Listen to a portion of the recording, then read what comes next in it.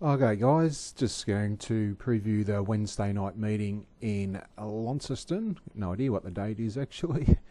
It is Wednesday, the 7th of March. So, rails out 7 metres, penetrometers pretty low already at 4.4. Meant to be another fine sunny day on Wednesday as well. So, pretty safe in suggesting it'll stay around that figure. With the rail being out 7, it may play to the leaders a little bit, but remains to be seen. So we'll just not going in with any preconceived ideas there. So anyway, the first 4 races are for the female jockeys challenge, for like whatever it's actually called, and similar to a lot of races on the card, some dead set raffles involved there. So have a look at the first. And this is probably the hardest race on the card. Probably start about $5 a field. You can generally make a case for 7 or 8 of them.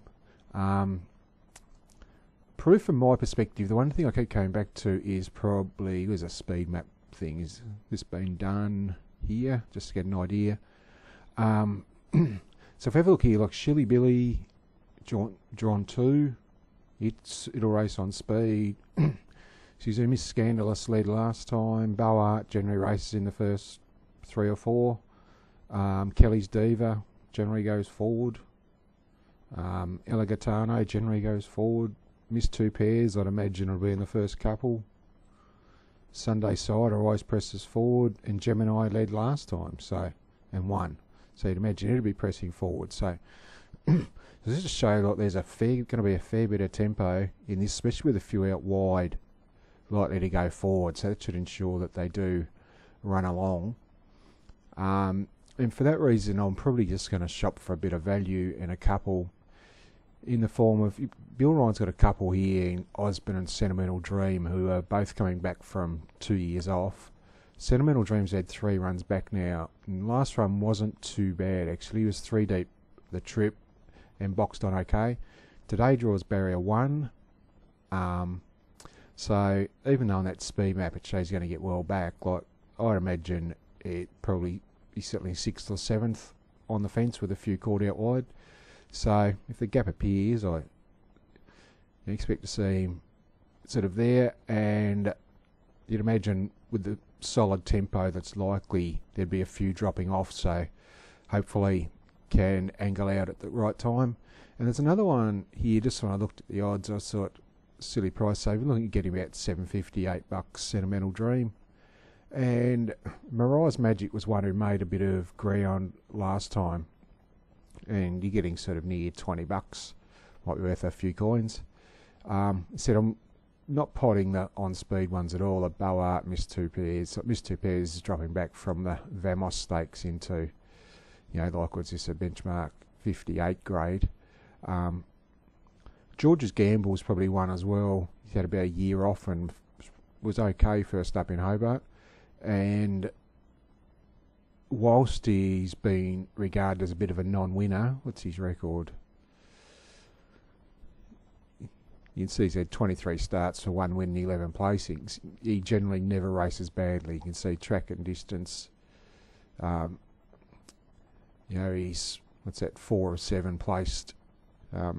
6 of 8 placed on good tracks, so you do worse than him. But as I said, it's a very tricky race, just shopping for a bit of value. So happy to have something on Sentimental Dream and a few coins Mariah's Magic in a very tough race to kick things off. The second doesn't get that much easier here. I submit I did like what I saw from Dubbo last time. Like, she was on speed the entire race. She does drop back from 1600 back to 1400 here, but also draws barrier 1 to boot. So, and generally races on speed. So logical speed map here is probably Cathonius leading. So should box seat and going to be strong to the line. Pelagi didn't have much luck last time. Negranu impressed hitting the line first up in Tassie. And like the third horse came out and ran well on Launceston Cup Day, so meriting the form, but the couple down the bottom, Forever and Sunset Party. Forever's dropping markedly in grade. It's like you've got another race with 6 or 7 chances. What is the actual betting? Yeah, no, I'd want something beginning with a 4 for Dubbo. Minimum, yeah, I think they've pretty much got it right. Forced to pick one. I think Sunset Party at double figure odds, you could do worse there.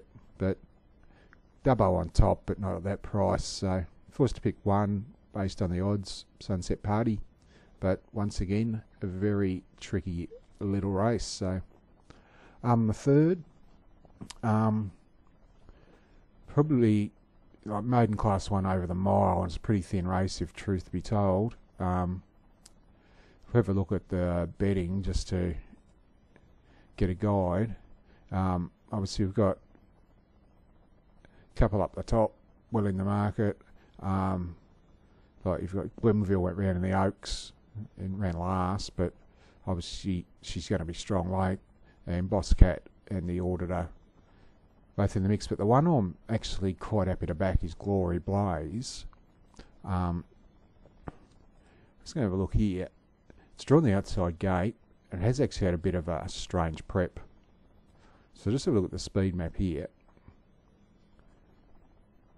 So too strong wide, there's no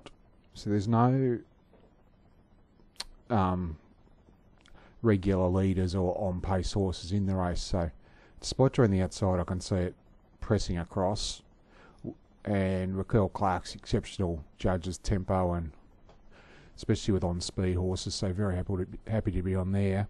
Has had a bit of a strange prep.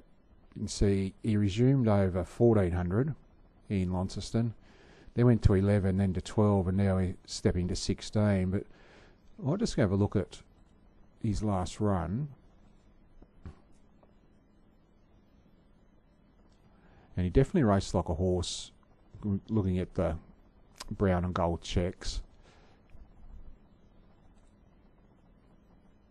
And this is over 1200. Here it is here. White nose, brown and gold checks out wide.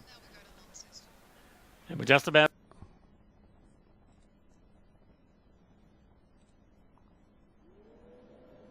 So I said, remember this is in a 1200 metre race, and so you can see it's pinged from a whitish gate. It's on speed in a 1200 metre race, so almost like it's 1-1 here, but does get caught 3 deep the trip, no cover.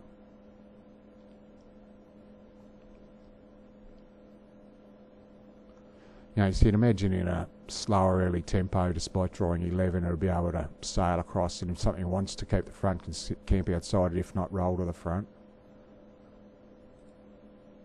Actually, let's go back a little bit. So you can see it's hard red and going nowhere, and just sort of it just keeps whacking away the entire length of the straight, which is why I say it's looking for at least 1400 now. So if you watch it now, it looks like it's going to drop out, but digs in again and fights it out okay. So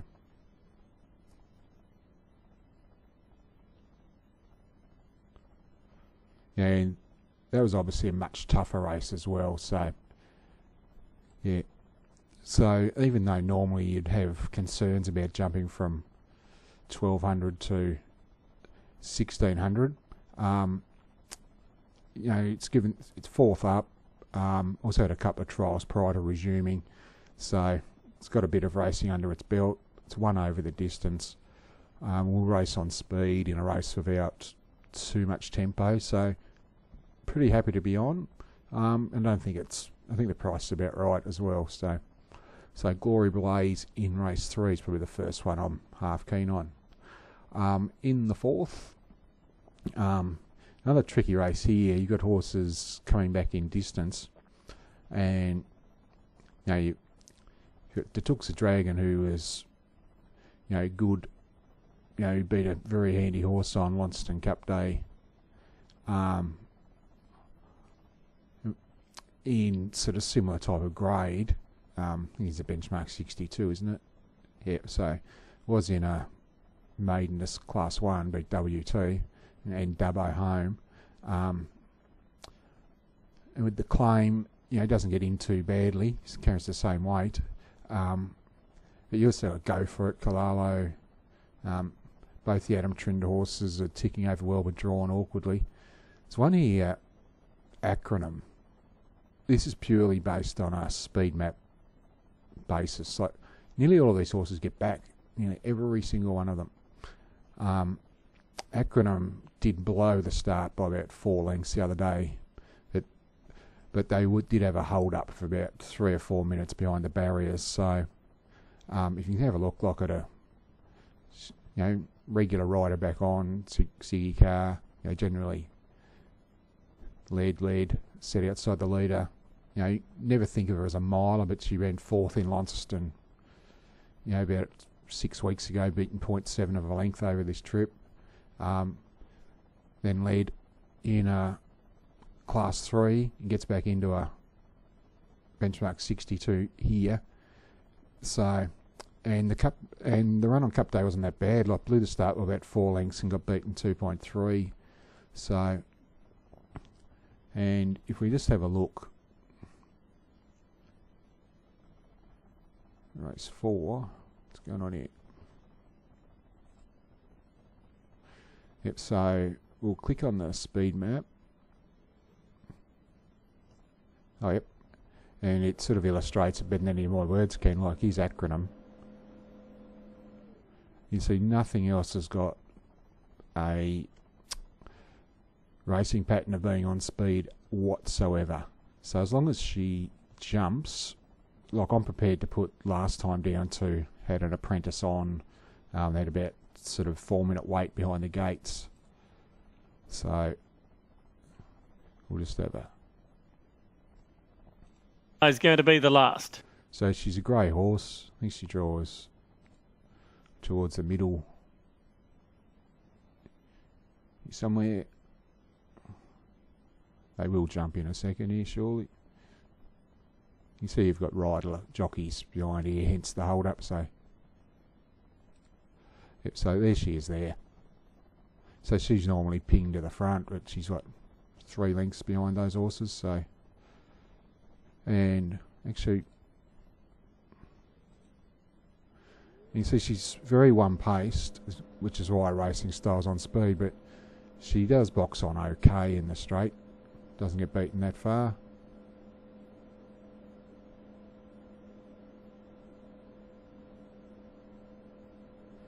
Now you've got, here's one of the Trinder horses. I think it's Cranny Flyer out wide, who's going to be in the market. Well, beats her home, but she missed the start and got used up mid-race. So, yeah, very happy to be on her, more as a speed map bet than anything. Yeah, so you're getting like 650, 750 with, yeah. So race 4, number 10. Just obviously, we all saw that speed map, and I don't disagree with it at all. The 5th, this is a tough race. This, you've got a lot of horses dropping back in grade but going up in weights, and other horses going up in grade and down in weights. So, sort of makes it very difficult to try and work out what's going to happen. There's also a fair bit of speed in the race too, with the likes of Silver Vault, Harvey Bay, Weekend Whiskey, Liffey Bow. So not a race I'm keen on at all. We did have a decent bet Liffey Bow last time, and didn't get the best ride in the world, just got stuck behind the wrong horse, took it nowhere. Ran 4th, does go drop 2.5 kilos, does step out to 1400, but it maps to get a pretty good run. You're getting decent double figure odds, so then we could do worse and follow the money in, but definitely won't be getting overly involved, more just an interest just in case bet. We'll get the right type of run. So in the 6th, looked to be probably 3 major hopes here in the form of By the Pound, Nunavac and Christopher Mack. Nunavac, like you only got to look at his last 2 runs, he's been beaten at $1.60 and $1.35. Always promised a hell of a lot. You see his odds on against horses like Fragment. He gives a bit of an idea of exactly how much ability he does possess. He's got the claim, gets in well, but still want to actually see him what happens when he gets placed under pressure in the last 200. Christopher Mack hasn't done anything wrong at all since coming back. Last 2 wins have been good, beaten good horses. By the pound, just smashed the clock on Launceston Cup Day. Sectional times are unbelievable. And the only real downfall here is that he's drawn barrier 1. But still think there's going to be enough tempo in the race. Should be able to get out. Said I'm happy to be on. It's actually race 6, so it's clicked on race 5.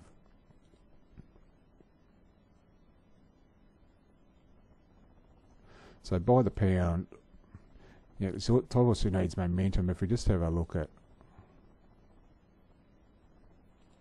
Sin.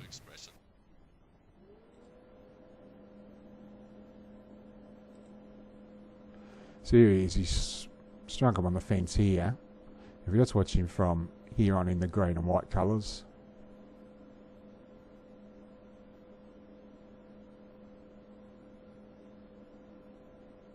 Winner bolts him, but it's fair argument if he got clear running between the 600 and the 300, he might have gone very close to winning.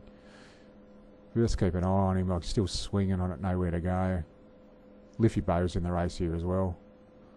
Sort of red cap here. You can still see here though, sort of still nowhere to go. Finally gets clear, galloping room about now, and just savages the line.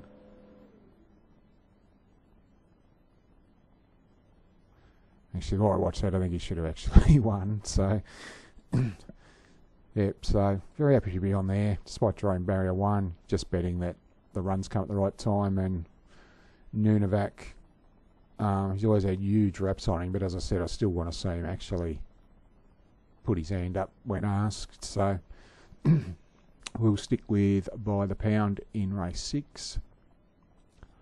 The 7th, tricky one to work out. On form, on Tasmanian form, Shackley's Hill definitely looks the one. Medard's brings good interstate form with it as well. So, and obviously it's led at its nearly every start. So you'd imagine it's got plenty. I haven't watched any of its replays. Very race I'm going to be staying clear of, but be very surprised if either 2 or 3 didn't win the race. And in the last. We've got Straight Tough, who half brother to obviously Hell of a Street, was sensationally backed on debut, including a fair whack of mine. And it wasn't the strongest maiden in the world, and I was a little disappointed, but as the night wore on, it did work out that it was a 1-lane highway on the fence that night, and he did do a lot wrong in the run. You're not getting any great value at the price, but I just think he's a stone bonk on moral.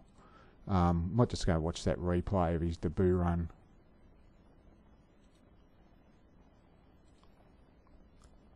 So he draws about barrier, I think he's about 8 or 9 this night, in the same Brunton colours.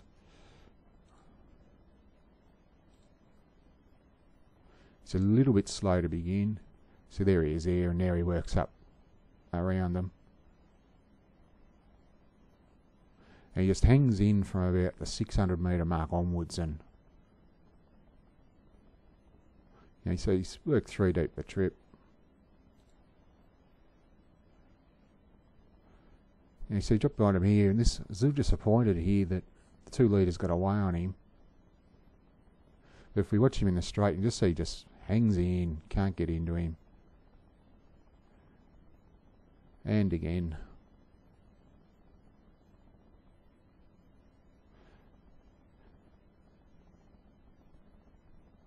Yeah, so no doubt he should have still run second. Important to note in the race,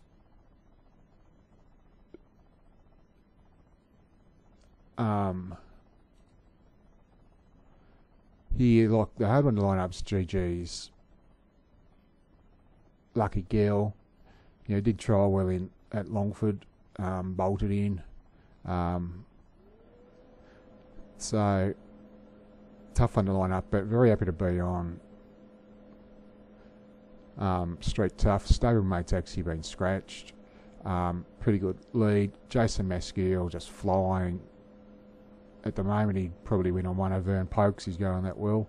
But another thing too about Street Tough on debut, I always remember this trial before he raced, which I've actually got pulled up here. And just worth watching it again. So he's Drew's inside. He's a little bit slow to begin in the red and white colours. And he just dead set jogs around. So if you just watch how easy he does this in the straight. So Jason actually rode him in his trial. Had a good look over his shoulder there and just lets him coast. And see that the entire rest of them are all flat out. And he's just jog trotting. He said about put straight in the paddock after the debut run, so, and hanging in obviously showed something wasn't right, so he'd be very surprised if he gets beaten. He's a bit short the back. He's about 180. 180. So, very confident he beats the Sear home, and the only one I'm struggling to line up is GG's Lucky Girl, and I don't actually mind Barrier 7, because as we saw in that trial, even if he takes a stride or two to get going, he can just work across from out wide. So if you don't mind the shorts, I just think he's a dead set moral, Street Tough in the last. Obviously, you do have some slight concerns at that price, which you probably don't want, that he hasn't started for 3 months, hasn't trialled. But being a half-brother to Hell of a Street, they're not going to be stepping him up unless, if there's anything wrong with him, they'd be looking after him. So, very, so comfortable to make him the best bet on the card. As I said, the first 2 races tough. Also keen on Glory Blaze, despite that outside gate and the step to 1200 to 1600. As I said, it maps to get a pretty fair run, so it should be able to work across and make its own luck outside the leader, if not lead. He said the speed map horse we were talking about was Acronym in the 4th. Definitely not the best horse in the race, but if it gets a couple of easy sections early, she just keeps on rolling at the same speed, so she'll take plenty of getting past in the straight. And just for something at a bit of odds, as I said, I did like by the pound, so just for ones to back, race 3, number 1, Glory Blaze, race 4, number 10, Acronym, race 6, number 3, by the pound, and race 8, number 1, Street Tough. And if you want one of double figures to throw a few coins on, old mate Liffey Bow in the 5th, and it's just a couple in the 1st, Sentimental Dream, and Mariah's Magic I'll make the best roughie at about $20 as well. So anyway, we'll wrap it up there, guys. So yeah, interesting meeting. I do like the concept of the Lady Jockeys Challenge, or whatever it's called, and it's drawn like 4 unbelievably even heats as well, so should be good competitive racing. So we'll leave it there. So I'll pop something up actually for the harness this weekend with the female drivers challenge as well. So until then, I'll leave you with it and chat to you later. Cheers.